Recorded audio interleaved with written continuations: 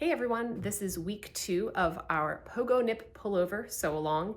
In this week's video, we will be focusing on the welt pocket. The welt pocket can be very intimidating for some people because you are literally cutting into your fabric, into the main part of your garment, putting a hole in it, and if it doesn't turn out right, then you might be a little upset. Now, I have a little bit different way of doing the welt pocket than the directions show.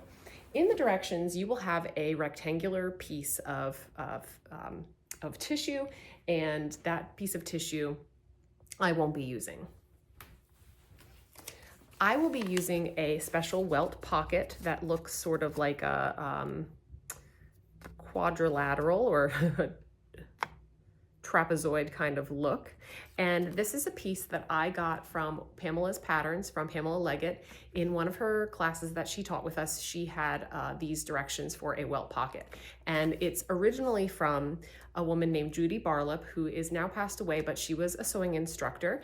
And this will create sort of like an origami look or way of doing a welt pocket, but it turns out and looks exactly the same as a regular welt pocket.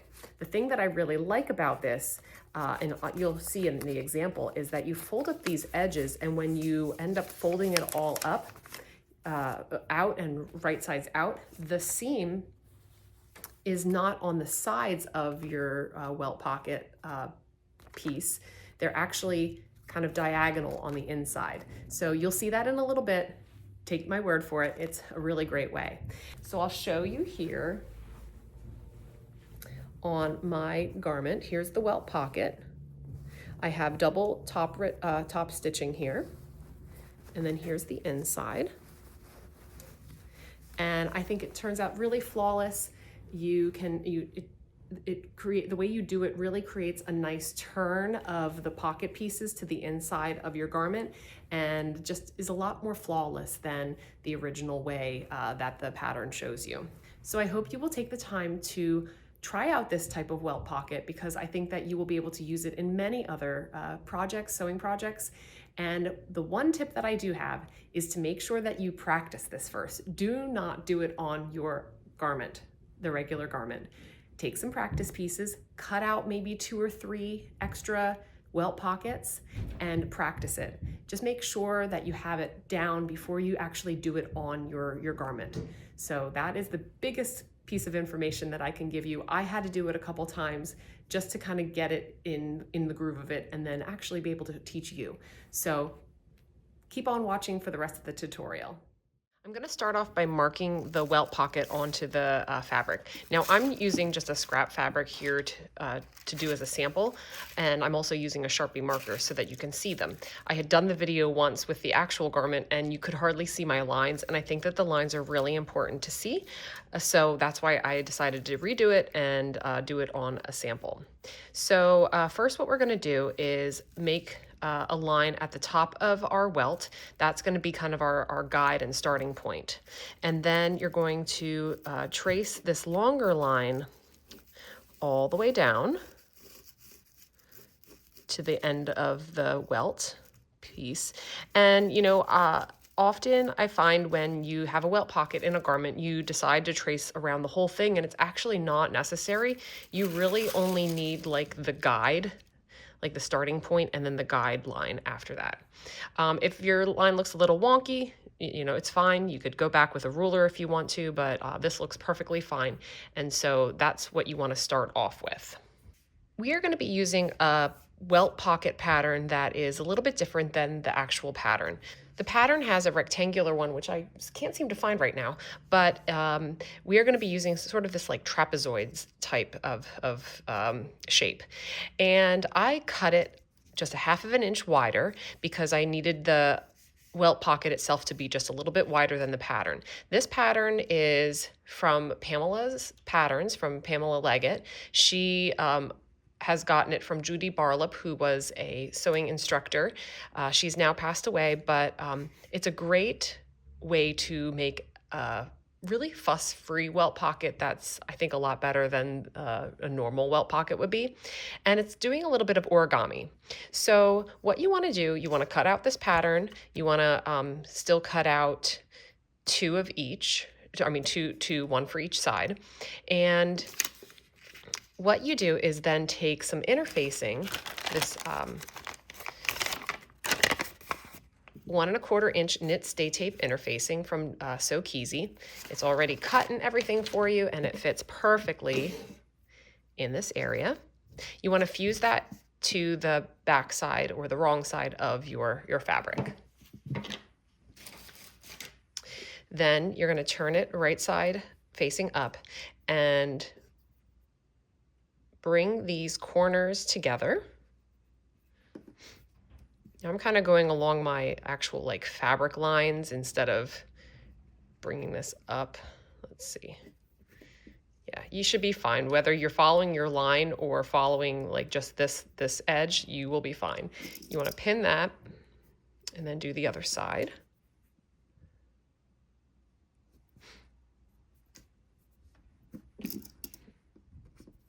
And then take that to your sewing machine and sew along both of these edges.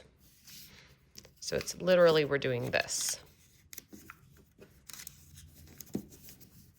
so that it looks like that. Okay.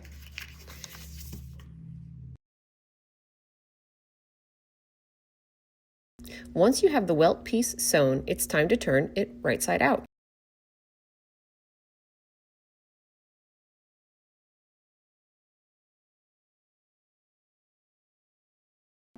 Use a point turner to get a good point, then press.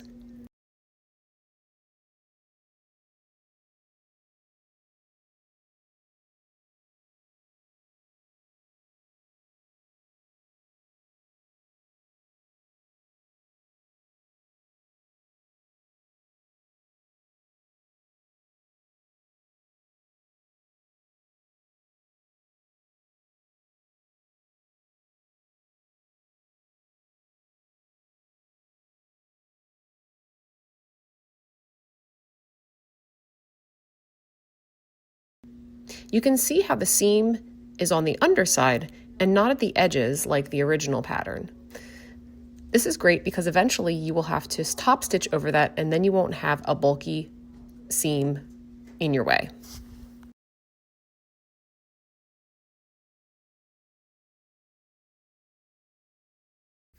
Okay, now we're going to start sewing the welt pocket together.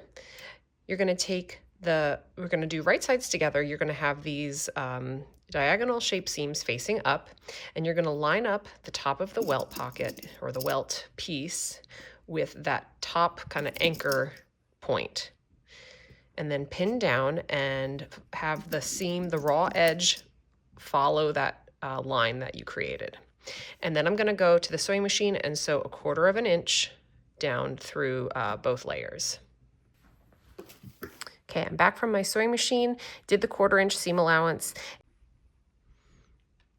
As you're sewing that 1/4 inch, you want to make sure that you do not go over the edge of your seam, kind of like I did over here. I went just over it a little bit, and so all you really need to do is trim that, and hopefully you went and back stitched. So that's okay that happened. You don't want to do it ideally, kind of like over here. I stopped just before it would have made the next stitch that would have gone onto the actual garment. The reason that you want to make sure that your stitches are not over the welt is that you'll have a better turn of the pocket later on. Now you're going to take your front pocket piece and place that over top, right sides together, over top of your welt. There should be lines. I didn't have them on here, or you either have notches or like little lines that you have marked. Let me mark those. That denote where the edges of your welt will be. But you want to line those up. You want to have an overlap on each side, because that is basically the seam allowance for when you close the pocket up later. So you're going to put right sides together, the pocket with the garment, your welt will be sandwiched in there, and you're going to sew along that same line. How you know where to sew, you just want to turn your garment over to the wrong side and stitch along that line. Let's get a little bit closer. Well, maybe not that close. It's a little hard to see, but next to this black line, there's a little stitching line going all the way down. You're going to follow that line and stitch over that, and that will adhere the pocket to your garment. Sewn on there. You can see it's attached. Now I'm going to take the back pocket bag. So that's H. I'm going to take that pocket bag and put it right sides together, and I'm going to butt it up right up against the, oops, I have a little tab there from the Welt from earlier. You're going to butt it up right up to the other pocket, having these lined up, and you would have notches here also that are lining up, and it's going to go right along the same line.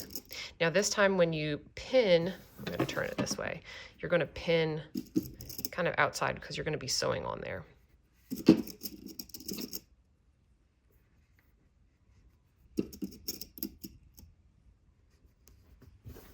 Now that you have that all pinned, I'm going to take my marking tool, which is a Sharpie for me. It won't be for you. And I'm going to use this Clover ruler. I really like this ruler. And you're going to mark 1/2 inch to 5/8 of an inch away from this stitching line that you see here.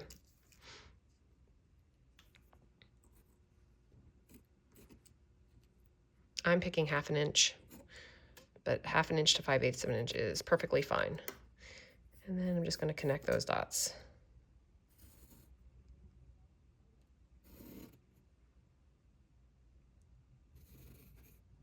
Okay, so I got that line on there.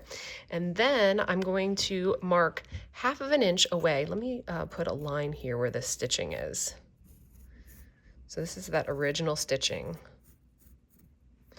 I'm going to mark 1/2 inch to 5/8 of an inch away from this line, so that this line is actually a little bit shorter.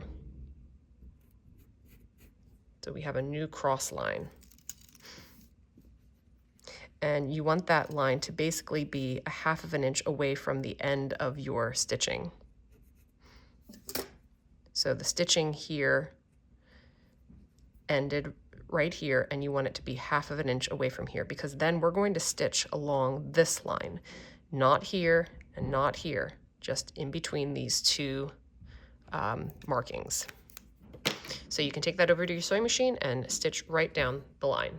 I've got that stitched. Let's see if maybe you can see it better from the other side, but I have 2 rows of stitching. That black line is the middle original line that we created. Now I'm going to turn it over. And just for the sake of this video, I'm going to make a line down both stitching lines. I'm just going to put endpoints at each of those so that you can see where these endpoints are. You don't need to do this. If you feel that you do, fine, but don't use a Sharpie marker, maybe a friction pen or a chalk of some sort, as long as you can see it. Now I'm going to be creating a line that I know I can cut on, but you need to have these little Y area here.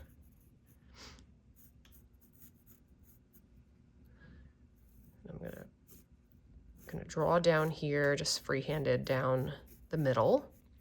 And then when I get to the edge here, I'm going to bring a diagonal line from the corner of that long stitch down and then intersect it here, so that I'm having these little kind of notchy pieces. They're gonna help us hold the pocket together later on. So then we're gonna cut through this, which is the scary part. I like using these small sharp scissors to start. And then I'm going to do it from this side till I get to that Y. You could do it from the other side. Just make sure that you're only going through the garment itself. You shouldn't really catch the other things, but just in case. Okay, so you can see that I have up here at the Y, I only want to be catching the garment.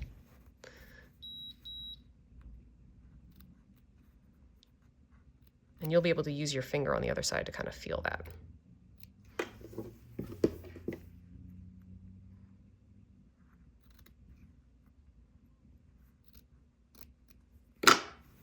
Okay, so I have that all cut, and then you should be able to turn this and get a really good finish.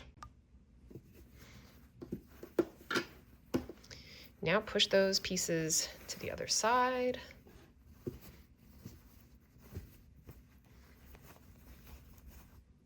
And this is where all your hard work comes into play and should pay off.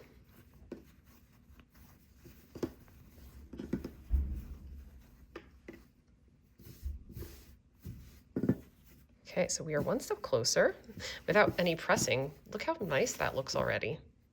I didn't do any pressing yet, but it looks really good. So you just want to take this over to your iron and press some of these seams so that you get it nice and flat. You can press in here, you can press over this way, just making sure that it's all nice and flat, that you don't have it kind of bunching. Pressing makes a much more professional look, more professional garment. You can press like that, and then you want to come back and have your garment piece look like that. Now that we have this all folded to the wrong side of the garment, we're going to open it up and just do one last press. I was doing some pressing earlier from the underside, you know, just getting some nice crisp finishes there. So that's the one side. Let's do this other. It's not quite pressed yet.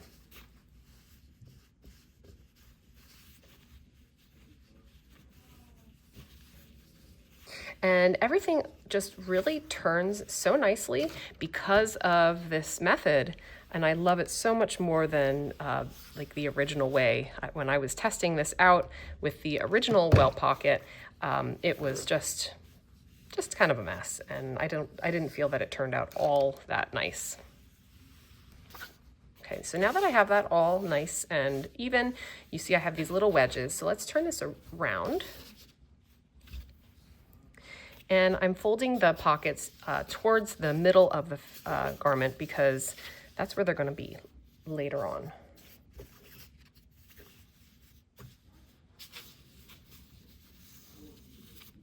And here's those little tabs that I talked about earlier. And I have the pocket lining laying nice and flat. And I'm just going to go back to my sewing machine and just do a little zigzag to hold those down. And then you can see here that we have a really, really beautiful Welt pocket that after you just stitch these down, you can go back to your sewing machine and do some top stitching. You could do just a 1 row of top stitching on each side. You could do 2 rows of top stitching. I did 2 rows of top stitching on the knit sweatshirt fleece that I used. So you can see there, and you can see the inside here is just really nice and neat. So I really, really love the way that this Welt pocket turned out. Definitely give it a try. I think it's a lot better than the original way. And after you have that whole Welt pocket and the little tabs all together, you can go ahead and sew the side seams of your pocket. And then you can go ahead and do the bottom also. It ends up, this is the bottom, like the hem portion. Let me turn it around so you can see it a little better. This is going to get encased in the hem casing area that you sew on here later. So then that holds your pocket in really nicely. So I hope you will give this Welt pocket a try. It's, I think, just really great, and I hope that you enjoy it. Now that I have both of my Welt pockets sewn in, I'm going to turn it to the other side and baste down the pocket bags onto the hem, because they are going to be attached into the hem. We're going to be putting a casing here at the bottom for the elastic, but you want to make sure that these are basted in so that they're not flopping everywhere, and you want them to face inward towards the center front.